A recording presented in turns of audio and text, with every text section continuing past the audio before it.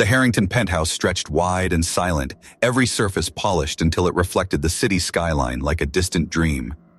Light fell in long golden strips across the marble floor, catching in the corners of chandeliers that swayed faintly with the hum of the air conditioning. It was a home built for power, a home where wealth itself seemed to breathe in the walls. And yet, in this palace of perfection, Luca Harrington felt like a shadow with no shape. He sat at the long oak desk in the study, hands trembling just enough to make the pen scratch jagged lines across his practice exam. The questions shouldn't have been impossible. He had tutors, guides, an army of resources at his disposal, but as always, the answers slipped away the moment the pressure hit. The clock ticked loud, each second hammering at his chest. Luca's eyes flicked to the city below, lights glittering like stars in a world that expected him to shine, but he couldn't. Not today, not ever. He could feel the headlines forming before he even left the room. Billionaire's son fails again. Will he ever measure up? He imagined the whispers, the judgment, the slow gnaw of shame creeping through his veins. Even the marble seemed colder today, colder than the air outside, as though it knew the weight pressing on his small shoulders. Damien Harrington entered without announcement, footsteps measured, almost surgical.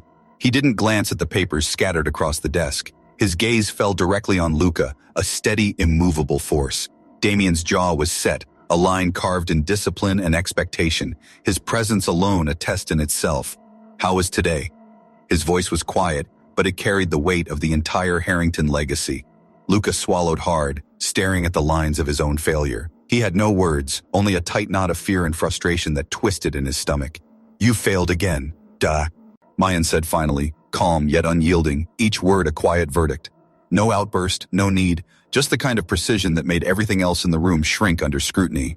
Luca's hands shook as he tried to fold the paper neatly, a futile attempt to contain the shame. "One more failed midterm," Damien continued, voice low, deliberate, "and we discuss boot camp. Discipline exists where comfort ends."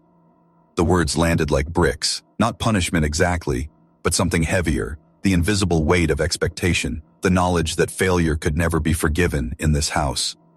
Luca pressed his palms to his eyes, trying to stop the spinning.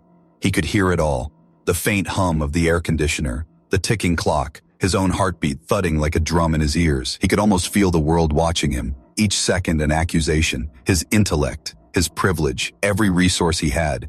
It didn't matter here. In this moment, he was just a boy frozen under the weight of a father's unspoken disappointment and the silent judgment of a society that assumed money could buy competence. He stood abruptly, the chair scraping across the marble floor, echoing through the cavernous study. Damien didn't flinch. Luca felt exposed, raw, like the walls themselves were observing, recording, judging, and in the hollow silence of that room, for the first time, he truly understood fear. Not the fear of failing a question, or even the mockery outside, but the deeper, quieter fear of never being enough, even in a world built for him. For a long moment he stared out at the city again, the lights blurry through tears he refused to let fall.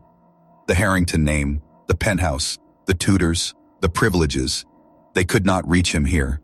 The only thing real was the weight of expectation pressing on his chest, making every breath feel like a battle. And somewhere, buried under panic and shame, a small, stubborn part of him wondered if he could ever find a way to carry it without breaking. The city glittered on, oblivious. The penthouse remained still, and Luca Harrington, the boy everyone assumed had it all, felt the full, terrifying truth of having nothing he could truly control. Luca's days blurred into a relentless rhythm of failure. Tutors came and went like a revolving door, each armed with glossy binders and carefully rehearsed pep talks, each leaving with a polite apology that only deepened the pit in his stomach. Algebra, geometry, vocabulary, they were no longer subjects, just walls pressing in from every side. Every time he tried, his mind seemed to rebel, blanking at the simplest steps, numbers twisting and slithering across the page as though alive. He rubbed his temples until they throbbed, blinked against the harsh fluorescent lights, trying desperately to catch a formula before it escaped him again. Damien watched silently from the doorway during these sessions, a shadow of judgment more piercing than any word. He didn't offer encouragement, only observation, his face unreadable, jaw set in the same relentless line it had carried since Luca's earliest failures. Each time Luca's pencil wavered, each time a problem remained unsolved, Damien's presence pressed down heavier, an invisible weight that whispered, "You will not break this record, you will not fail again." And Luca felt it. Every breath, every heartbeat, every trembling finger knew it.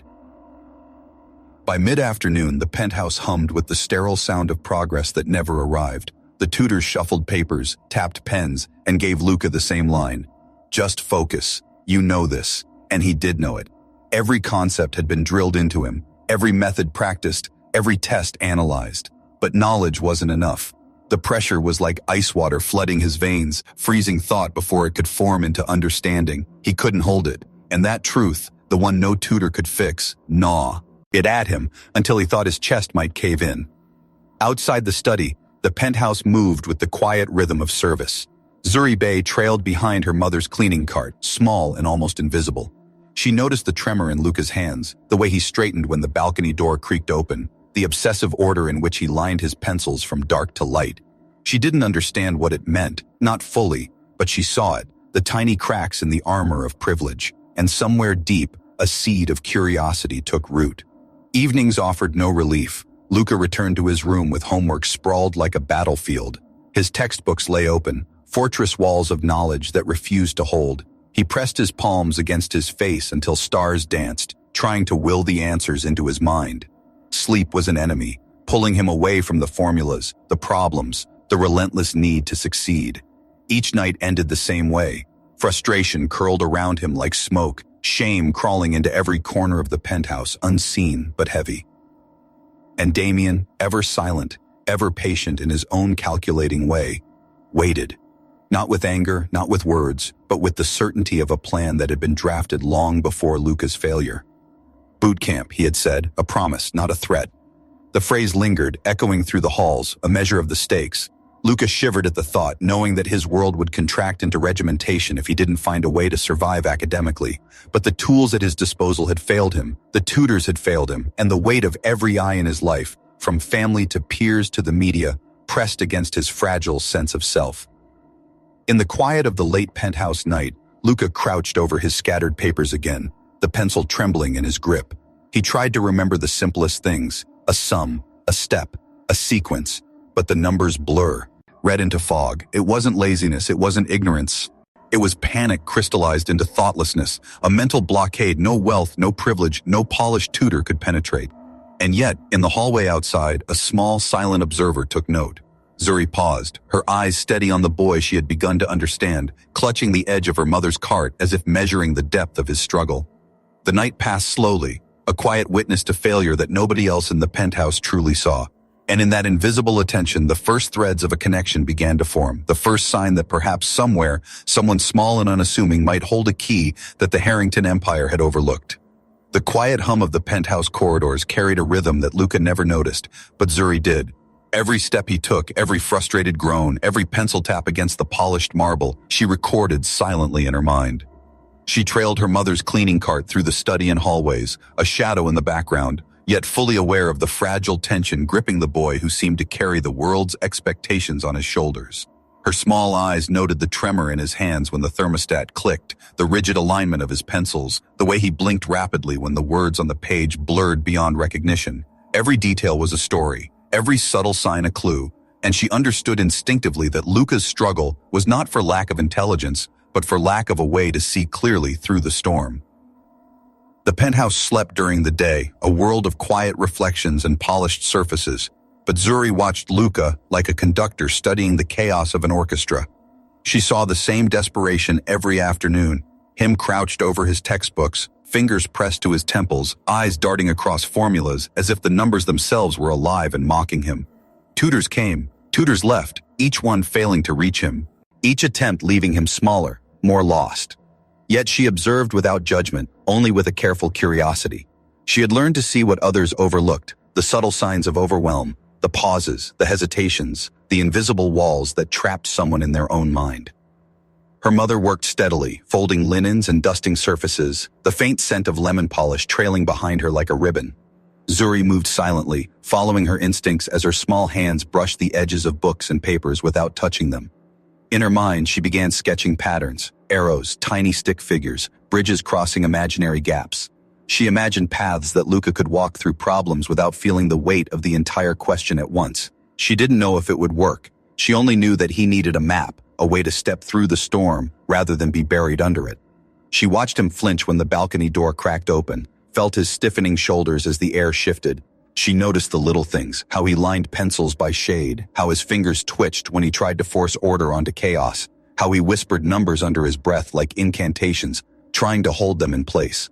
It was painstaking, invisible work, yet Zuri saw it all. And somewhere, deep down, a quiet determination began to form. She could not let him continue like this, not if she could help it. Hours passed in a hush that carried both tension and possibility. Luca scribbled, erased, rubbed his eyes and tried again, each failure layering shame onto the next. Zuri's mind mapped his struggles silently, each misstep a bridge she might one day help him cross.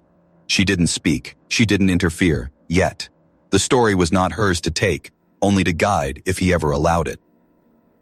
By the time the sun dipped low, casting long stripes of gold across the marble, Zuri's sketches were forming in her mind with precision, trains leaving stations, bridges crossing gaps, numbers and sequences acting out like characters on a stage. She imagined him walking through each problem step by step, naming each movement, staging it, acting it, locking it into place. And in the quiet, she understood the truth she would one day reveal. The boy was not broken. He was trapped. And sometimes, all it took was someone small and observant to hand him a map he could follow. The night stretched on, the penthouse still, except for the soft scratching of pencil on paper, the faint hum of air, and the invisible, watchful eyes of a girl who knew that the smallest voice in the room could sometimes see what the largest could not. And for the first time, she allowed herself to hope that maybe, just maybe, she could show him the way. The study was quiet that night, but not empty. The city lights stretched long across the marble floors, painting golden stripes that trembled like fragile threads over scattered textbooks and crumpled papers. Luca sat at the oak desk, jaw clenched, pencil poised yet shaking in his fingers. He had tried everything, every method, every tutor, every late-night practice test, but the numbers still slipped, twisting into shapes that made no sense, mocking him with their insoluble logic. His chest heaved as the pressure mounted, every breath a struggle against the invisible weight pressing on his shoulders. Zuri watched from the doorway, clutching her sketchbook to her chest. She had been observing him for days, tracing the patterns of his panic, cataloging each hesitation, each moment where knowledge existed but could not be reached. And now, finally, she stepped forward, a small figure in the massive room, offering the first fragile hope he had seen in months. She placed a card carefully on his desk, the surface clean and blank except for a simple drawing. 2 trains, leaving separate stations, their paths marked with arrows, crossing a tiny bridge between them. Beneath it, a few tiny words in Ni. At print, name, stage, act, lock. Luca froze, staring at the card as if it were a foreign object, a small interruption to the storm raging inside his mind. "What is this?" he whispered, voice tight with disbelief. "Not a cartoon," Zuri said softly, her voice barely above a whisper. "A map. Every problem is a story. You don't have to hold all the numbers at once. Just follow it, step by step." Pride flared in Luca's chest, immediately battling the desperation and hope that the card provoked. He almost pushed it away, irritated at the notion that a maid's daughter, a child, could possibly hold the key to his failure. But something in her calm, in the quiet certainty of her eyes, made him pause. He traced the arrows slowly with his finger, hesitating at each turn, feeling the numbers begin to align. He whispered aloud, "Train A leaves at 8. Train B leaves at 9. And as he spoke, the chaos inside his mind began to untangle. He staged the trains in his mind, walked them across the bridge, locked the answer in place with the small, deliberate steps Zuri had sketched. It was almost imperceptible, but the transformation was real. The words stopped blurring. The numbers settled. For the first time in months, Luca felt control. "Again," Zuri urged, tapping her pencil lightly on the edge of the desk, rhythm soft, steady. "Step by step, name it, stage it, act it, lock it." He did. Another problem, another success. A laugh escaped him, half disbelief, half relief. This works," he said, voice shaking, but alive with astonishment. Zuri shook her head slightly. "Not luck, understanding. Walk the path, build the map in your mind." For the first time, Luca looked at her not with pride or irritation, but with recognition.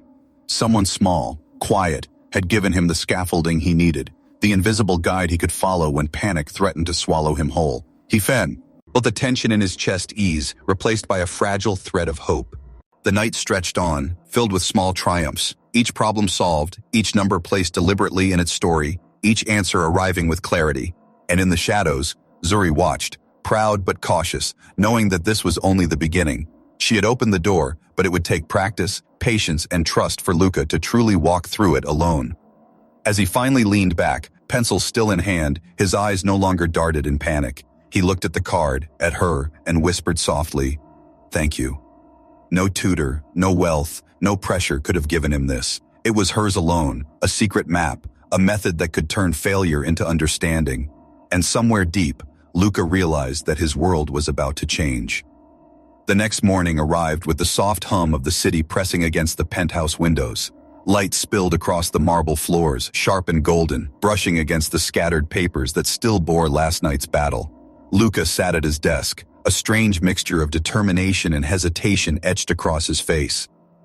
The card Zuri had left lay beside him, small and unassuming, but it carried more weight than any textbook or tutor could offer. He traced the arrows and the bridges again, repeating the rhythm in his mind: name, stage, act, lock, each word a pulse, a heartbeat guiding him through the storm. Practice after practice, Luca rebuilt the problems. He faltered at first, the old panic creeping in like fog through his thoughts, blurring numbers and logic. His pencil scratched hesitantly across the page, erasing, rewriting, erasing again. But with every repetition, the rhythm held, a scaffold against the chaos in his mind. He began to see patterns, sequences that had been invisible before, steps that felt like a dance rather than a suffocating test. Zuri watched silently from her usual perch in the doorway, sketchbook clutched to her chest. He didn't step forward this time. She let him stumble, recover, find his own confidence. Her method was a framework, not a crutch. And as she observed, pride swelled quietly, tempered by the knowledge that real growth came from struggle, from walking the path oneself. The penthouse seemed to pulse with a subtle rhythm of its own. Tutors arrived mid-morning, glossy binders in hand, expecting the usual performance, the inevitable failure. They were met with something they hadn't anticipated. Luca's hands no longer shook as violently. His eyes traced the numbers with deliberate focus, and he spoke the steps aloud, pacing the journey through each problem in his mind. The tutors paused, caught off guard. One whispered, another frowned, flipping through papers with disbelief. He was still Luca Harrington, the boy they assumed could not conquer a test, yet here he was, building understanding from Zuri's quiet scaffolding. By late afternoon, the proof of progress began to emerge. Practice quizzes that had once yielded scores deep in the failing range now climbed toward the passing line. 42, 54, 68, the numbers rising not because of memorization, not because of pressure, but because Luca had learned to step through problems, to act them out in his mind, to lock the answers into place. Every success bolstered his confidence, a fragile thread weaving itself into the fabric of his resolve. And yet, suspense lingered in the corners of the penthouse. Damien remained unaware, observing only from a distance, his judgment invisible but heavy. Luca's small victories had not yet been tested under scrutiny, and the weight of expectation loomed like a storm cloud on the horizon. Every solved problem was a step closer to triumph, but also a step toward exposure. Would anyone see that it was not the tutors, nor the curriculum, nor the weight of money that had guided him, but the quiet insight of a girl whose presence seemed almost invisible? Evenings became a ritual. Luca returned to the study, pencils lined by shade, cards stacked neatly, the rhythm in his mind steadying each breath. Zuri sometimes lingered at the doorway, small and watchful, feeling the subtle shift in his confidence. He stumbled occasionally, faltered under pressure, but each recovery was faster, surer, more deliberate. The numbers no longer mocked him. They bowed to the method she had given him. For the first time, Luca Harrington glimpsed the possibility of mastery. Not perfection, not the effortless genius everyone expected from his name, but something far more enduring. Understanding built from patience, rhythm, and insight. And as the night stretched over the penthouse, gilding the marble floors with city light, he whispered the mantra silently in his mind. Name, stage, act, lock. It was more than a method now. It was a lifeline, a rhythm that promised he could walk through the storm and emerge unbroken. The exam hall was cold and sterile, fluorescent lights buzzing overhead, each desk a small island surrounded by the quiet tension of hundreds of students. Luca Harrington walked in with his back straight, pencil sharpened, heart hammering, not with panic but with anticipation. The air smelled faintly of disinfectant and paper, a scent that had once triggered anxiety, now serving as the backdrop for something entirely different. focus. He traced the rhythm in his mind, name, stage, act, lock, each step a pulse guiding him through the storm. The proctor's eyes scanned the room like a hawk, sharp and unyielding, a constant reminder that failure would not go unnoticed. Whispers curled around desks like smoke. Rumors of Luca Harrington's previous disasters, the boy who could not count to 10 without tremors. Cameras clicked quietly, capturing the tension, the possibility of another public spectacle. But Luca did not falter. He felt the invisible scaffolding Zuri had built beneath him, the map she had drawn in quiet observation, and for the first time he trusted it fully. The first question arrived, a word problem about trains leaving separate stations at different times. In the past, his eyes would have blurred, the numbers twisting into incomprehensible knots. Today he named them aloud in his mind, traced their paths along invisible bridges, acted out each step in the theater of his thoughts, and locked the answer into place. Pencil moved across paper with deliberate precision, each line steady, each calculation clear. He leaned forward slightly, feeling the rhythm steady his breathing, steady his hands, steady the storm that had once ruled his mind. Whispers erupted at the back of the room. Classmates glanced sideways, skeptical and incredulous.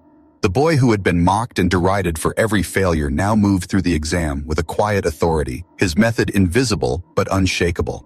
The proctor's eyes narrowed, skepticism flickering in a brief twitch of curiosity. "Show us question 12, someone muttered.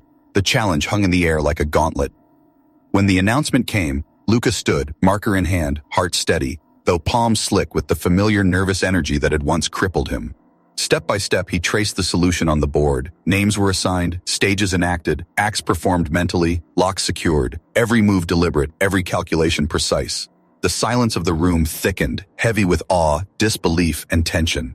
He finished, marker tapping once, twice before he returned to his desk. The proctor's expression softened, a small nod acknowledging that this was no fluke, no cheat, just method, focus, and understanding. As the exam ended and papers were collected, Luca's chest felt lighter than it had in months. The whispers shifted from ridicule to astonishment. Reporters would later call it a miracle, a story of the boy who finally conquered his demons. Not through tutors, not through wealth, but through the quiet guidance of someone who saw what others missed. Back at the penthouse, Damien reviewed the results with silent scrutiny. Luca entered, the report in hand, shoulders squared, eyes calm. For the first time, he did not shrink beneath the weight of expectation. When Damien's gaze fell upon the scores, high marks, precise answers, mastery, the only sound in the room was the faint rustle of papers. Luca turned slightly toward the kitchen door, where Zuri hovered, clutching her sketchbook. Her small presence had remained invisible to everyone but him, and now, quietly, her role could not be denied. For Luca, the midterm was more than a test. It was proof that he could rise above the pressure, that the storm in his mind could be navigated, mapped, and mastered. And in the quiet corners of the Harrington penthouse, where the city lights stretched across the marble floors like gold ribbons, he understood that the smallest voices could change the course of even the most formidable empires. The penthouse was quiet in the early morning, bathed in a soft glow from the rising sun that cut across the marble floors in long, deliberate stripes. Luca stood at the study desk, exam paper in hand, green circles marking answers that had once seemed impossible. For a moment, he simply breathed, chest rising and falling in steady rhythm, tracing the invisible lines of Zuri's map in his mind. Name, stage, act, lock. The room felt different now, less oppressive, less like a fortress built to contain him. Confidence had replaced panic, understanding had replaced fear, and he realized for the first time that his failure had never been a reflection of his worth. It had been a problem waiting for the right solution. Damien entered silently, the weight of his presence still immense but tempered by curiosity. He examined the paper, fingers tapping lightly against the edge, jaw locked in thought. "You did this?" he asked, voice measured but carrying the gravity of disbelief. Luca nodded once, not with boast, but with quiet acknowledgement. Then his gaze shifted subtly toward the kitchen door, where Zuri waited, sketchbook clutched to her chest. The boy who had once been mocked and ridiculed now extended recognition to the girl whose quiet intelligence had guided him through the storm. He laid the cards on the desk, explaining the method step by step, each rhythm, each sketch, each invisible bridge. For a long moment, Damien said nothing. Then his jaw loosened slightly. The years of tutors, strategies, and relentless pressure had taught him one lesson. Expertise alone could not reach what Zuri had. She had unlocked something deeper, something intuitive, a quiet genius hidden behind observation and empathy. Damien's eyes softened, a rare acknowledgement passing through his normally stoic expression. He had demanded perfection, but he had never expected grace. Later that week, at the Harrington board press conference, Damien did something entirely uncharacteristic. Standing before the cameras, the flashbulbs capturing every expression, he spoke of a young mind in the household who saw what others overlooked. He named Zuri, acknowledging her insight, her method, her quiet brilliance that had changed not only his son's life, but the trajectory of the Harrington legacy itself. Reporters scribbled furiously, headlines shifted. The story was no longer about failure, privilege, or ridicule. It was about a small, determined girl who had altered the course of a billion-dollar empire from the background. Damien announced the Harrington Scholars Program, scholarships for children of every staff member starting with Zuri. The room erupted in flashes, applause, and scribbled notes, but amidst the chaos, Luca and Zuri shared a quiet glance. No words were needed. Justice had come not as punishment, but as recognition. The method, the rhythm, the map, the unseen scaffolding had shifted the entire world around them. Weeks later, Zuri sat at her own desk, scholarship letter pinned above her workspace, sketchbook open to a new page.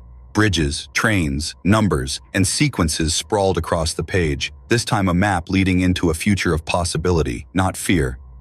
Luca leaned over, whispering the mantra that had saved him countless times. Name, stage, act, lock. His smile was genuine, unburdened, full of gratitude for the smallest voice that had reshaped everything. In the Harrington penthouse, the air felt lighter. Marble floors reflected sunlight like hope, and the empire, once rigid and suffocating, now had a quiet rhythm of its own. From that night on, the smallest voices were heard, the unseen paths were acknowledged, and Luca Harrington learned that sometimes the greatest power lies not in wealth, pressure, or expectation, but in observation, patience, and the courage to extend understanding to those who quietly hold the keys to change. And so, in the silent corners of a golden penthouse, a boy who had once failed every test and a girl who had never sought recognition stood together, rewriting the map, not only of mathematics, but of life itself.